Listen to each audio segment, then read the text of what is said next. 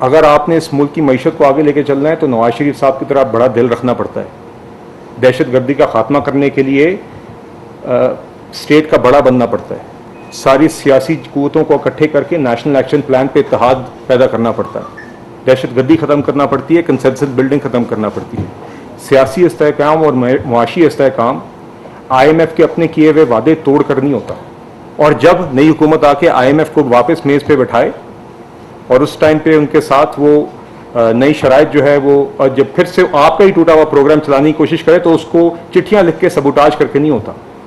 मुल्क में सियासी इस्तेहकाम साइफर की चिट्ठियाँ लहरा कर नहीं होता। और आज हम देख रहे हैं कि वही लोग, वही अनासर आज कोशिश कर रहे हैं कि पाकिस्तान की बाहर से अगर कोई मिलिट्री एड आ रही है तो उसको भी बंद करवाएं। तो इस तरीके से ना मुल्क में सियासी इस्तेहकाम आता है, ना मुआशी इस्तेहकाम आता है।